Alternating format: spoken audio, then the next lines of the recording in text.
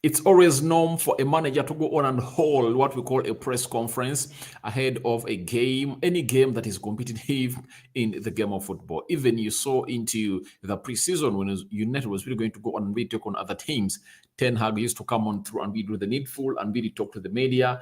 And as he talks to the media, they really ask him questions and he goes ahead to answer them respectively. And that is Eric Ten Hag. And today he has held that one in Spain. Obviously, he never conducted the presser in Manchester. That's why it really took long to really take place, and it almost took place at 15 hours. That is UK time, and that's why we're coming in late to bring you the presser onto the United Matters channel. Smash the like button, guys, comment and share. If at all you're watching us for the very first time, endeavor to subscribe to this channel so as not to miss out on stories that we do upload in here on a daily. Ten Hag has gone ahead to address lots of questions down in Spain.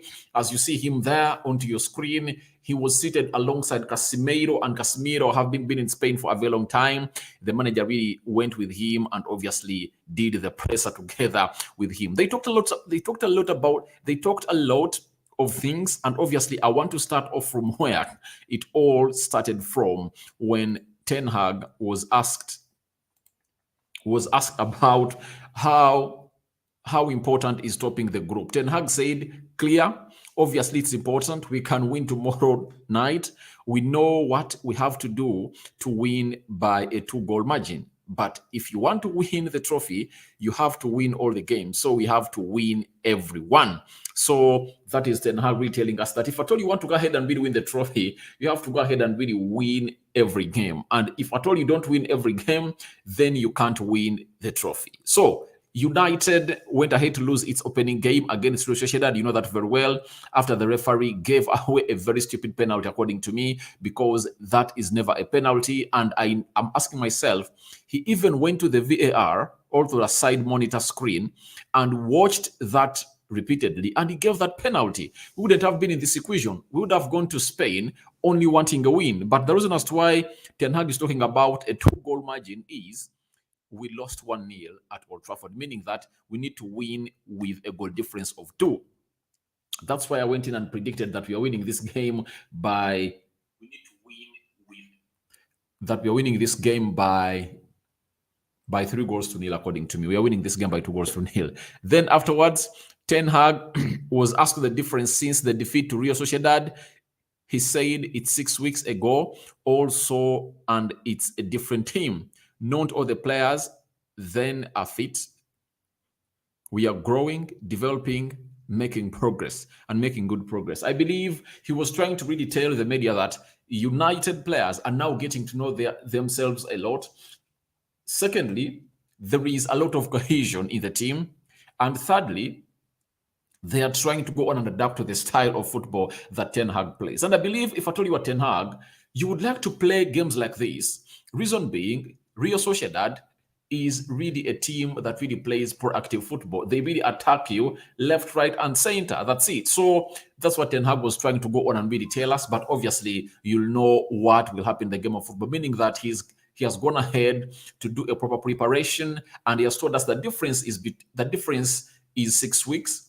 The players are really developing and growing and making progress as far as his style of football is concerned and how he wants these players to be playing the game of football at Manchester United. That's what Ten Hag really said about when asked about the difference between Manchester United way then, when we lost to Sociedad at Old Trafford, and now when we are really paying a visit to Real Sociedad down in Spain. Now, all right, he continued to say the following, that we know it's difficult to win games here, but we like the challenge. We know we have to win by 2 goals. We have a plan for that, and we'll do everything to get it done. So he has the plan, he has the challenge, and if at all he says it, I think he's the best person to go on and trust with the words, because he has gone ahead to really show us that he's really the big man responsible for us to go on and really win. He has turned around Manchester United from the 1-0 loss at Old Trafford to 4 consecutive wins in the UEFA Europa League. That is Eric Ten Hag. We've beaten Shelf 2-0. We've beaten Omonia 3-2. We've beaten Omonia at Old Trafford by 1-0. And obviously, our recent game that we played was against Shelf, and we beat them by 3-0. That saw Diego Dallo, Ronaldo, and Marcus Rashford being onto the score sheet. And obviously, that is what happened in that game of football at Old Trafford. Then Ten Hag asked on if Sociedad sit back. This is what he said. I think their coach likes proactive football. They want to play, and I think they'll stick to that. If it's a different approach, we will adapt, but we know what to do. So, in the game of football, everything is possible. And because Sociedad will be really wanting to get just a draw or a loss that doesn't have a difference of 2 goals, they might decide to sit back because they are really having close to 7 starters out of the game. And while Ten Hag was addressed to that question, he said, I know they want to play proactive football. You get? And obviously, these are sides that Ten Hag really wants to play because they play an open game. And when you come in playing an open game, Ten Hag will come in and really press you a lot. Reason being, you can't compare the quality of players we are having with those of Real Sociedad. Obviously, the likes of David Silva, Kubo, and very many others, even Ozebeal, are really out of the starting 11 of Real Sociedad, and they never played over the weekend. They lost to Rio Betis by 2-0. If at all Rio Betis beat them by 2-0, then who are we not to come out and really beat this side? I believe we are in a better match situation to go on and beat Real Sociedad. And he has said if they sit back, they'll adapt. They will adapt with their approach, and obviously they will go on and really do the needful to count this game and really win it with a goal difference of 2. Ten Hag has gone ahead and really promised us. And it's the man we believe in. He's the manager. He's the man of the season. I believe he's really going to be topping the Premier League in the next coming seasons. That is Ten Hag. Then on the progress of United, Ten Hag said, you don't speak in the autumn about how far you've come. You can't win anything at this moment. It's game by game, and you have to win every game.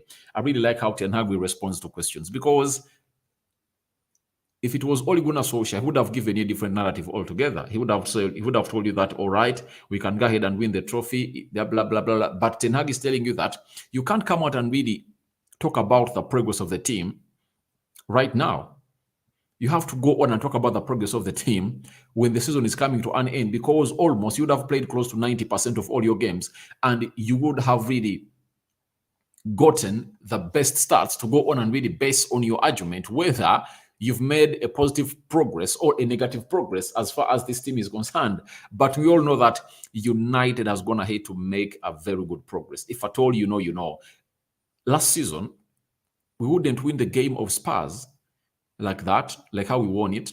Chelsea, West Ham would have lost to Newcastle, and very many other games altogether. That's why Ten Hag is really a different kind of manager altogether that most of us are here talking about and really hailing, because he's really done things that we've been admiring from other teams. And this guy is really gifted, and I know he is really made or tailor-made for Manchester United. And you see, God's plans are really so much confusing, because no one thought that maybe Ten Hag will be the best manager to come in and really get us from where we've been and really take us to the glory days, back to the glory days. After Sir Alex Ferguson, Luis van Gaal came in, failed, Moyes failed, Mourinho failed, Ole Gunnar Solskjaer failed, and guess what? Ragnick even failed, a professor of football. So this guy is blessed, and I believe that in his blessings, we're really going to see ourselves really getting ourselves to the best of what we call Manchester United and being one of those best teams in the world. Then, ask on the quality of teams from the Champions League, Erik ten Hag went ahead to reply with the following: clear, you face heavy opponents, but we like those challenges. If you want to win the trophy, then you have to beat them all. Guys, do you hear the reasoning of a manager? His focus, he wants to battle the big guys.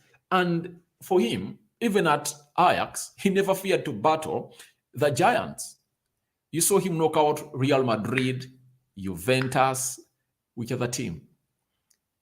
until Spurs really beat him from the semi-final of the Champions League. But he has been season in, season out, going in for those big lads and really being a very huge problem for them. And that is Ten Hag. So he's really a very good manager that we have to come in here and really talk about and really give his flowers, because he's really brave. Look at his brevity. He's telling you that you face heavy opponents, but we like those challenges. Meaning that when you face a heavy opponent, it helps you to go back and really evaluate your team, look through your team and know, have I reached that level? Like we played against Man City, you got to know that maybe I did a mistake here and there, and obviously really change the team somehow, somewhere. But after that, went ahead to beat Everton by 2-1. We drew with Newcastle 0-0. We beat Spurs. We drew with Chelsea and beat West Ham. And obviously, most of the people are very much worried after that game of Man City. But we came back, and the next 5 games, out of the possible 15 points, we collected 11, which is not bad. And I told people, if at all we really go on that run, every 10 games, you collect 22 points, meaning that you are dropping 8. So that won't be bad for Ten Hag, because he'll average 80 points, and no team averages 8 points and misses out onto the Champions League positions. But I believe you're really going to go ahead and really be great. And those teams coming in for the Champions League, Barcelona, Juventus, Leverkusen, and very many more, I believe we can take them on. Especially, we know that we are through already. The next fixture of the Europa League will find us having strengthened a little bit in January. I believe we can bring in 1 or 2 players, and we won't be bad off. So we are really going to be a better team. And Ten Hag has really given me more courage by saying that he really wants to go on and really face those huge challenges from huge teams coming in from the Champions League. Then Ten Hag was asked on the support for Delo needed. He said, I hope he's keeping progressing, not only sticking on his level. Our approach is good. Is not good enough. You have to do better. We are really happy with the development of Dalot, but I know every club at the top needs a backup and competition. So obviously, you'll need a competitor for Diego Dalot if at all you want to see him really get back to the levels you want him to be at. And we know that if at all he's performing like this without a competitor, how will it be if at all Diego Dalot gets a competitor? Meaning that it's really going to be a different case altogether for him. He's really going to be competing at a different level of football altogether. So that's why Ten Hag really says that he's playing good, his development is good, but we need a backup and a competitor. A backup, why? If he gets an injury, who is really going to be playing? The good thing is that Dalot is not injury prone, but if at all he continues to be playing games in, game out like he's going in here, it's really going to be bad for him. But the good thing is that for the Portuguese national team, he won't start every games he won't start all the games in the World Cup. That's it, unless otherwise Cancelo gets an injury, and one of Cancelo or Nuno Mendes gets an injury. But they are really having loads and loads and loads of players, because there is Nuri, who plays for Wolverhampton Wanderers. There is Mendes, and obviously the right back is going to be competed between Delo and Cancelo.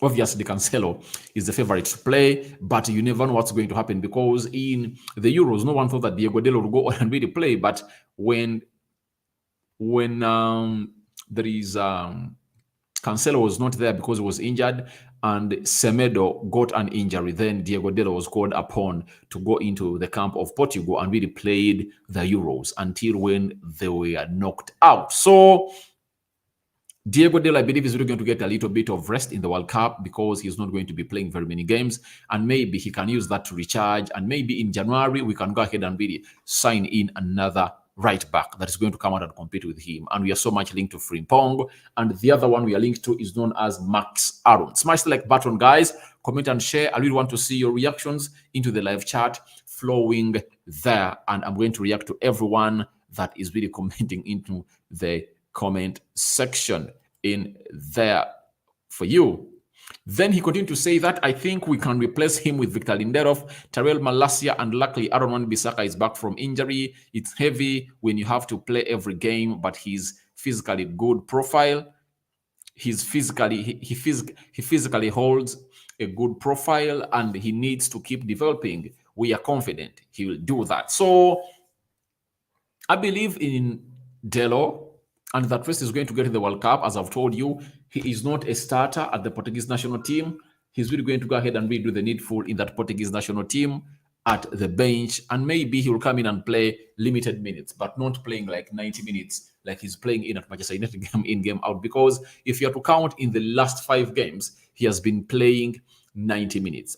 And obviously, it's only in the game of Shelf that he really got a break of 30, 40 minutes when he was taken off and Malacia switched off to play as an inverted right back and Luke Shaw played as a left back. But you saw his performance at West Ham because he was rested, meaning that the more you really rest him and really get him enough resting time to really recondition and recharge, he's always a better player. He was one of the best players that put in a man of the match performance in that game of a team which goes by the names of West Ham that we beat 1-0 at Old Trafford. Not so. That is Diego Delo's development, and Ten Hag's reaction was as follows. And then Ten Hag on how important is Casemiro. He said, you see him growing game in, game out, and also our game is growing. So we are really happy with the progress, but we have to keep the progress going. We aren't satisfied and we have to keep getting better.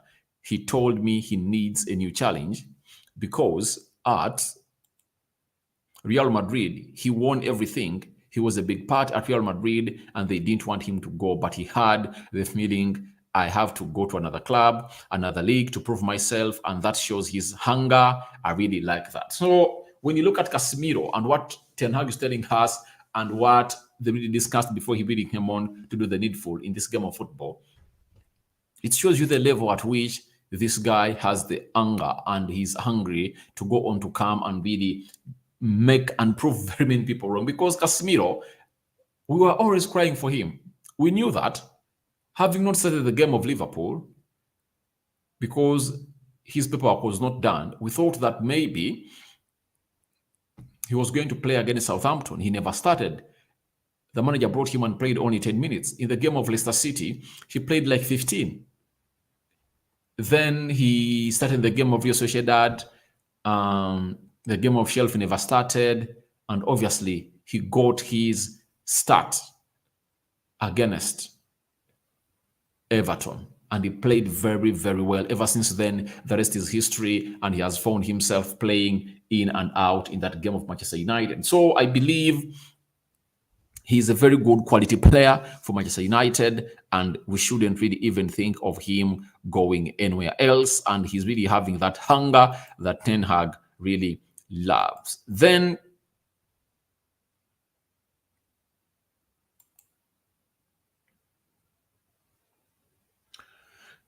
Ten Hag asked on how important is Casemiro. He said, you see him growing in, game out. I think we've done this. That he won everything at Real Madrid and he really likes his hunger. Then on David De Gea, improvement, because this is one of the things we've been talking about. Ten Hag said, focus for me for a goalkeeper is to get clean sheets, protect his goal. But this football, it's important to work with your feet. In the past, it may be a different style for him. That's what Ten Hag really said. He continued to say, but since I've been here and before, I've seen on video content, De Gea is capable. It's no problem for David to do that.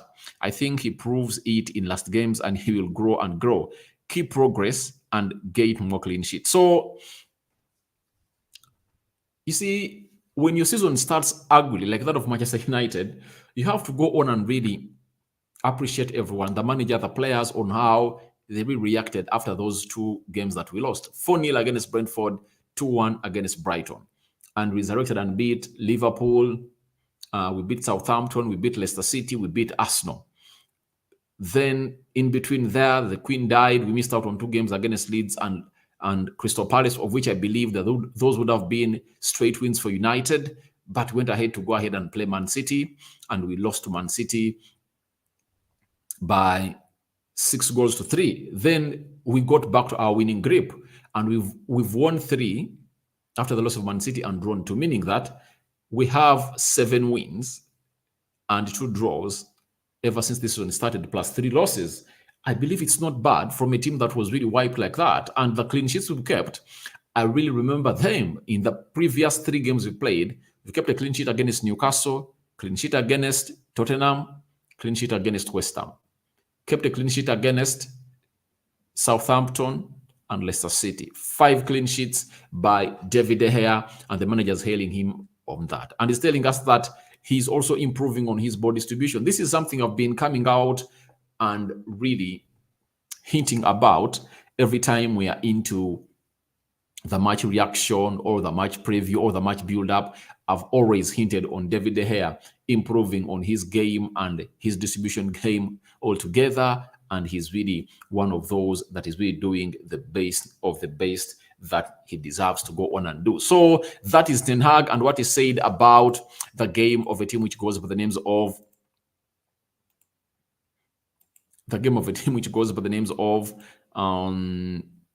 Rio Sociedad, that we are playing tomorrow in Spain. And we are really having another advantage because this team has been really having problems with close to 7 players out. And I believe we are really going to be the favorites to go on and really cause havoc to a side which goes by the names of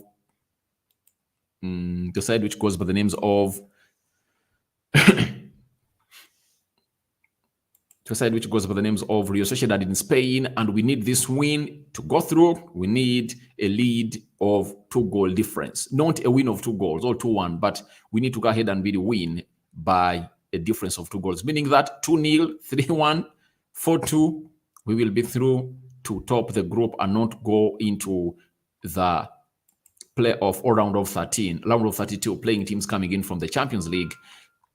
Obviously, something I would not love, because those are going to be some more 2 games to go on and really add on.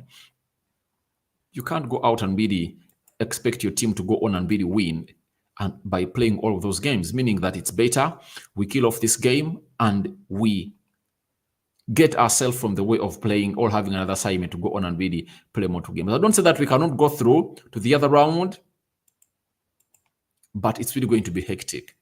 It's better to go on and really get everything done in Spain by winning this game by 2-0, and we top the group. Let's Sociedad go on and really play its part. It's part that side, not so? So I believe that's what I will be going to do. So Casemiro also came in through and really had lots of things to say into the press conference. He was speaking Spanish, but obviously the translator was there to go on and really tell us what Casemiro was talking about in this press conference. First and foremost, Casemiro was asked on how he has improved the team. He said the most important thing is we are growing, we are becoming a very solid team. And talking about solidity of Manchester United, as the back four was really solid without having a decent CDM in front of it, Casemiro comes in through and obviously shields it, and is one of those players that has really gone ahead to put in performances that people in the Premier League have not yet appreciated. And I know as time goes on, they're going to go on and appreciate Casemiro because he's a different kind of player. He's one of the best central defensive midfielders, but he cannot come out here and really blow his own trumpet. But he has told you that we are becoming a very solid team. Talking about a solid team, he's talking about himself that ever since he came into that central defensive midfield, we've gone ahead to win games and not yet lost in the Premier League. Do you know that? Ever since Casemiro starting in the Premier League games, we've not lost any game. That's it. Then Casemiro, on the Rio Sociedad style, he said practically every team likes to play like that, good football, but no matter what Sociedad play, what is important is how we play tomorrow. And the result is the most important thing tomorrow. Tomorrow is a game that saves us from playing 2 more games in the round of 32 by facing teams coming in from the UEFA Europa League. You might land on Barcelona. I'm not saying that we cannot beat Barcelona, we cannot beat Liverpool, and we cannot beat Ajax, but I believe it's better for us to really rest, you get, and use maybe those midweek days or match days to go on and compensate for the games we never played when the Queen lost her life against Leeds and against Crystal Palace. Those are 2 teams that we missed out on. So it's better to go on and really not go to that level of really finishing second to go on and play the round of 32. I don't really want it because it's like another playoff that can leave you totally down. And every time you don't proceed in the UEFA Europa League, you are really accumulating pressure onto your manager. Reason being, you're having a very huge squad, and the only way you can rotate is to keep yourself in Europe. If at all you can go ahead and play until the final, that will be great for United. And if at all Ten Hag really wins that trophy, I would like to go on and really do the needful, because there is something that pains me every time I hear Mourinho say that his best job was that of Manchester United, and winning that UEFA Europa League trophy for United is really one of his achievements, because he was really working under pressure. I admit that the Glazers are not the good people to work with, but what conditions did you put up when you're coming to coach Manchester United? Ten Hag is working under the same conditions and I want him to win this trophy, such that Mourinho stops bragging that he's the only manager that has won a huge trophy for Manchester United. That's it. I want him to win this trophy. And how do you bypass the other teams coming in from the UEFA Europa League, from the Champions League, winning the game of Real Sociedad by 2-0? Not so. Smash the like button, guys. Tell me your reactions onto these quotations coming in from Casemiro and the manager Erik Ten Hag. Then Casemiro on World Cup concerns, he said tomorrow's game is too important to start thinking about the World Cup. I think any player who thinks like that will pick up an injury at the end. I'm not that profile. I'm focusing on tomorrow's game. So the focus of this guy and the drive he puts to Manchester United is really out of this world. Do you remember his celebration when he really scored that equalizer against Chelsea? He showed you how much it means for him to really see his team not losing.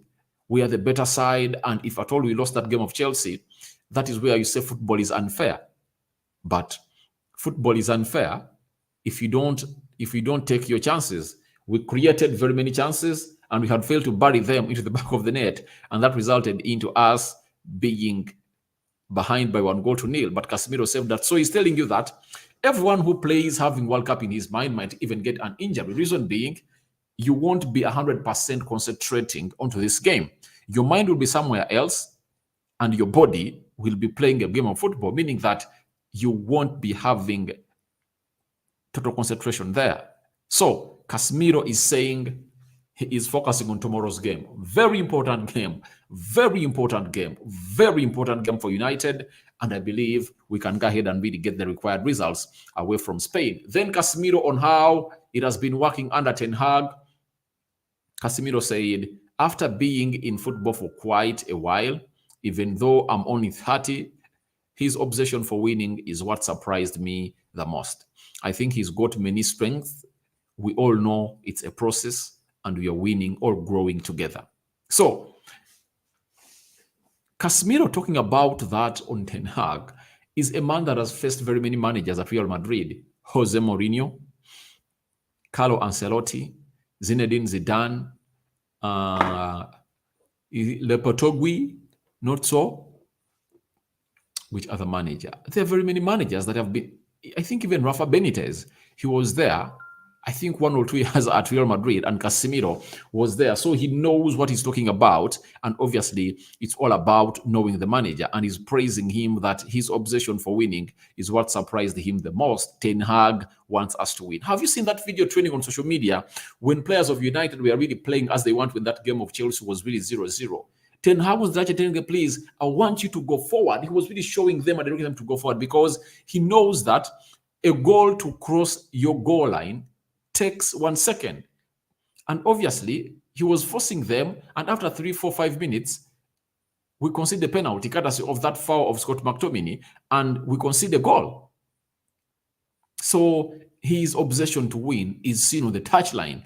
He wants us to win every game. And he has been saying that those are the bare minimum levels or standards at Manchester United, winning every game. So he is really a very good manager, and Casemiro is really talking about him. Then he continued to say that we want to win, and he's obsessed with teaching us and making us better to the millimeter. That obsession with winning is something I've only seen with very few managers. So the obsession to win is really making Casemiro praise Erik ten Hag to the nerves. So thank you guys for watching in. Those are the words that we've gotten from the press conference of Ten Hag talking to the Manchester United presser in Spain, and we're expecting a very good game. Before I really sign out, I'm having someone known as Ken Gee. We need Cody Gakpo. Yeah, obviously.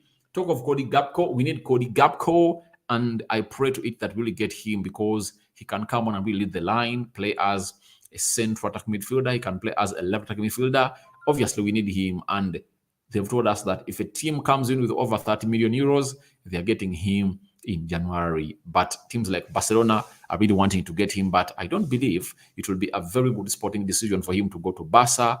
Barca has its own players who will play that side, coming from the La Masia, the likes of Ansu Fati is one of those players playing at Barca, and Barca don't want to see him on the bench because he's really complaining for more game time. I don't believe that the signing of Cody Gakpo at Barcelona will be possible. If he comes in through, it's really going to be hard for him to go on and really stay at Barca. I'm meaning Ansu Fati, because that won't be really realistic for Ansu Fati. Bring another competitor to compete with him in that same position. So guys, thank you very much for watching. Smash the like button, comment, and share. I'll sign out for now. Second last video. Another video is going to load onto this channel. I'm out.